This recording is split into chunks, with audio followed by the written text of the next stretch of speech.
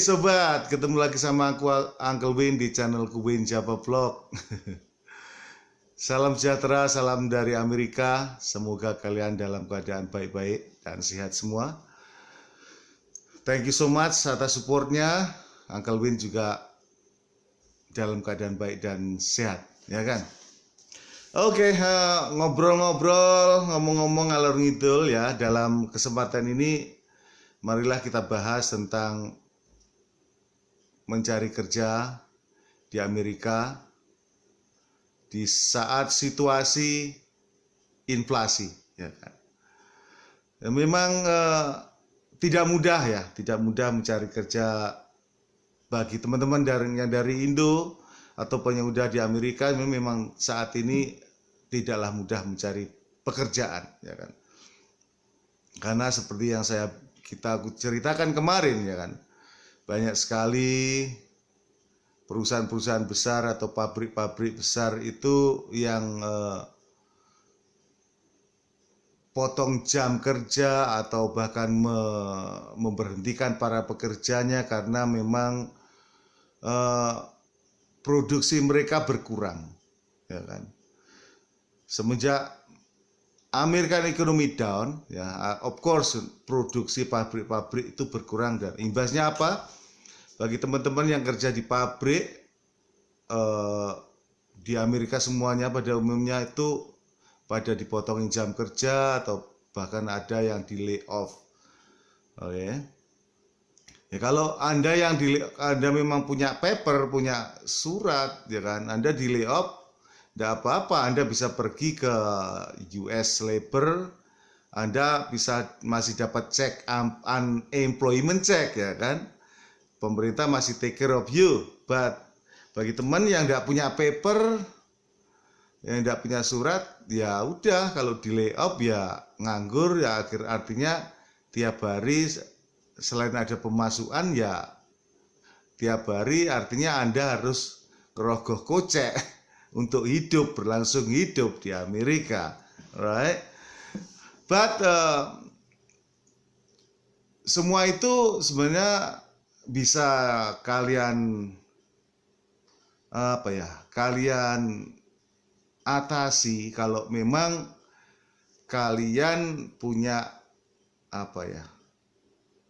skill atau Anda qualify pada job yang lainnya, ya kan. Nah, makanya dalam kesempatan ini aku akan membahas cara-cara untuk mencari pekerjaan yang lain selain kerja di pabrik, biar Anda bisa continue life dan bekerja di Amerika. But sebelumnya, bagi Anda yang udah subscribe, thank you so much atas supportnya. Dan bagi yang belum atau belum kenal, perkenalkan, nama saya Win, saya dari Tulungagung, Jawa Timur.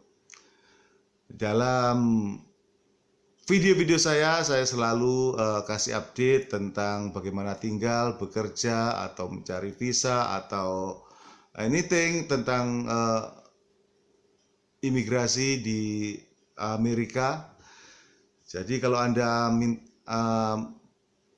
mungkin punya pengalaman tentang jadi orang gelap di Amerika itu gimana, ya kan? Karena Anda bisa bercerita di channel saya ini, kita bisa berbagi. Bagaimana juga channel saya ini saya bikin berdasarkan pengalaman saya, ya. Saya dulu juga pernah jadi ilegal dan bekerja sebagai ilegal di Amerika waktu saya overstay. Saya udah waktu itu 7-8 tahun overstay di Amerika dan bekerja sebagai ilegal di Amerika. Dan ceritanya sampai gimana kok Uncle Win sekarang udah menjadi US citizen, itu saya ceritakan di channel-channel saya, di video-video saya sebelumnya. Dan jadi go ahead subscribe biar saya punya semangat untuk kasih info-info yang bermanfaat bagi kalian semua. Alright? Oke. Let's go kembali ke pekerjaan. Oke. Pertama, pengalaman kerja sangatlah penting. Ya. Pengalaman kerja itu sangatlah penting saat ini kalau Anda masih ingin tinggal dan bekerja di Amerika. Pengalaman itu macam-macam ya kan. Ya terutama sekarang ini ya karena pabrik-pabrik tutup, of course, apa sih yang bisa kalian tempati? Apa sih pekerjaan apa sih yang bisa kalian cari untuk menyambung hidup untuk bekerja di Amerika itu apa? Oke, pertama yang pasti itu restoran, ya kan. But restoran di Amerika itu macam-macam ya, terutama of course kita orang Asia, ya kan. Pastilah kita seeking di Asian restoran, ya kan, kayak di Indian restoran, Chinese, Japanese, Thai, Vietnamese, ya kan. Itu banyak sekali. Itu banyak sekali tempat yang masih kita bisa tempati ya untuk bekerja. Oke, jika Anda tidak punya surat atau unpapered worker, ya kan? Kan somehow tempat-tempat restoran-restoran ini masih menerima orang-orang yang tidak punya surat atau begitu. Jadi pengalaman sungguhlah selektif di sini. Karena apa? Jika Anda mencari pekerjaan itu, mereka akan mempertanyakan pengalaman apa yang sudah kalian miliki. Dan kedua, umur. Nah. Oke, let's go membahas dengan pengalaman. Oke. Kerja di restoran itu, oke. Macam-macam ya, ada macam-macam job ya. Ada yang cuci piring, ada yang prep, ada yang tukang masak. Kalau di Japanese ada hibachi, jadi sushi maker.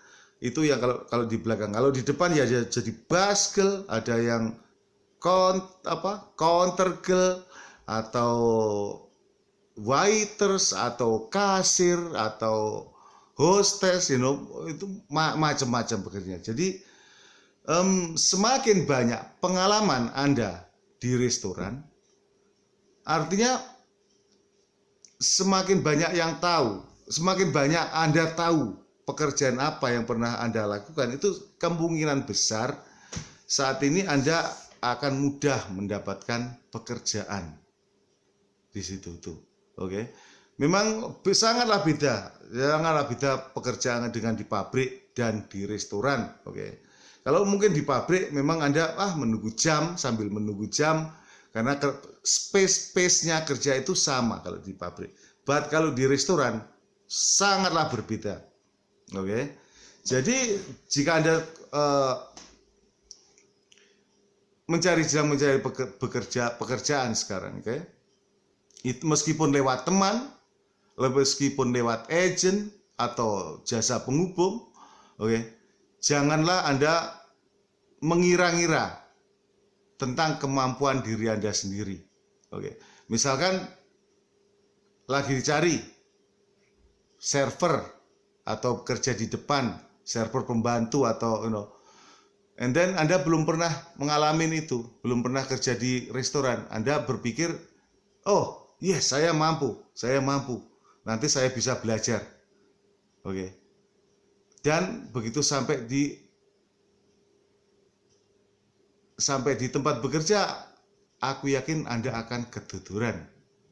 Karena apa? Karena apa yang kalian lihat dalam YouTube, mungkin belajar Anda itu, begitu dipraktekkan di tempat kerja, itu sungguhlah berbeda. Oke. Jadi setiap tempat, setiap resto, setiap tempat bekerja ya, itu punya aturan dan itu mereka itu punya berbeda-beda, berbeda-beda situasi. Oke. But in one thing, oke. Mereka tuh semua restoran itu punya situasi yang sama. Mereka punya slow hour and rush hour. Oke. Jadi makanya di sini ini kalian kadang mau berpikir oh nanti kan bisa sambil belajar ya kan. Di restoran, oke, restorannya udah jalan, itu waktu untuk belajar adalah waktu dalam kalian bekerja.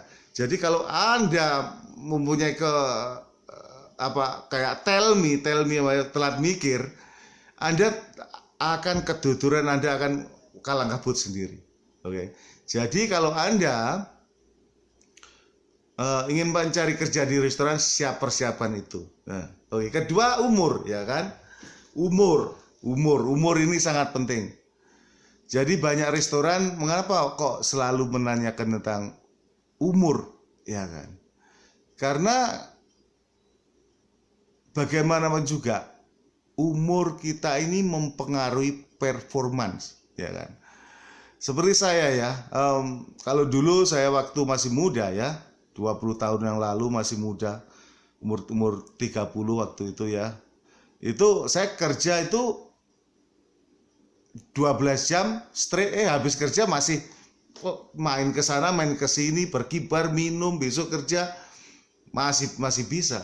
Oke. Karena apa? Kayak tenaga itu masih double. Oke. Tapi sekarang ya kan, di saat umur saya udah 50 lebih ya kan, saya kerja 6 jam berdiri itu aja udah kehabisan tenaga. Oke.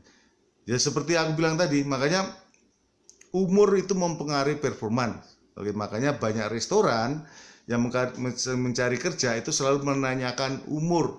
Oke. Dan jikalau Anda mencari kerja, atau janganlah berbohong tentang umur.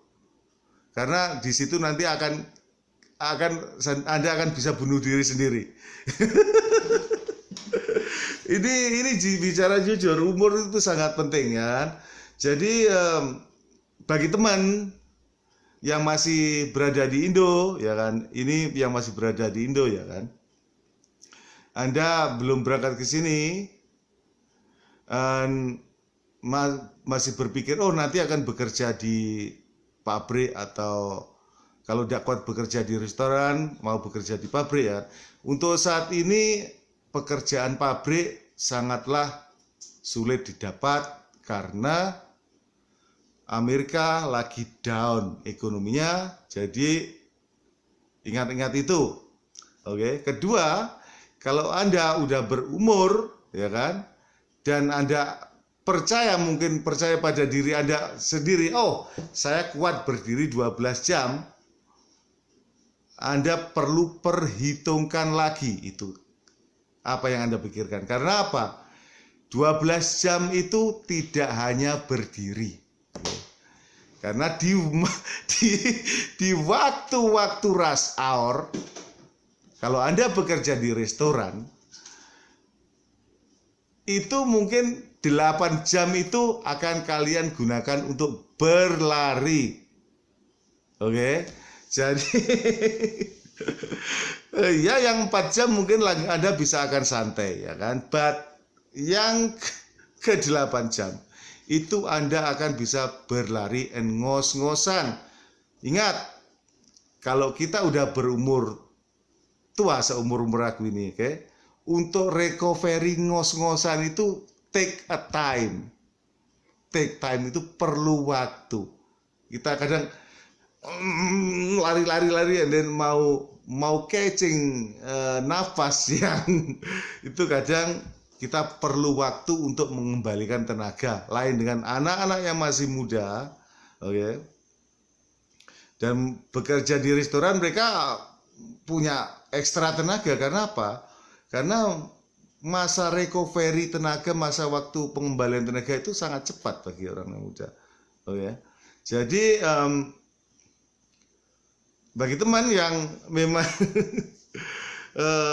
berpikir ya kan akan cari kerja di restoran ya kan, karena mereka selain berpikir mampu dan juga mungkin berpikir oh aku punya pengalaman kerja di restoran, aku harus sarankan Anda untuk berpikir kedua kali. Oke. Karena mungkin juga Anda berpikir, oh nanti kalau tidak ada restoran, aku kerja pabrik. Untuk saat ini, lupakan kerja pabrik. Karena kerja pabrikan di Amerika itu lagi down. Jadi Anda tidak akan pernah mendapatkan kerja full time di situ. Oke. Dan yang perlu kalian ketahui, biaya hidup di Amerika itu tidak sedikit. Jadi ini pesan bagi teman-teman yang mau datang atau mau pergi, bawalah uang saku yang double paling tidak, ya kan? Karena Anda tidak tahu, Anda tidak akan tahu kapan Anda akan bisa mendapatkan pekerjaan. Karena banyak sekali saat ini teman-teman yang Indo yang udah ada di sini, udah ada di Amerika, itu masih menunggu untuk mencari pekerjaan, gitu. But one thing, ya kan, seperti aku bilang tadi, kalau memang Anda punya pengalaman, itu akan membantu mempercepat untuk mencari pekerjaan yang Anda inginkan, terutama yang punya pengalaman kerja di resto atau di restoran, ya apapun restorannya, itu sangatlah membantu. Oke. Jadi di sini juga banyak sekali, ingat, karena saking banyaknya orang mencari kerja, oke. Kadang kalau dulu pekerja atau restoran itu mau menunggu orang yang mau datang atau orang yang ingin bekerja. Tapi untuk sekarang ini seperti pengalaman yang saya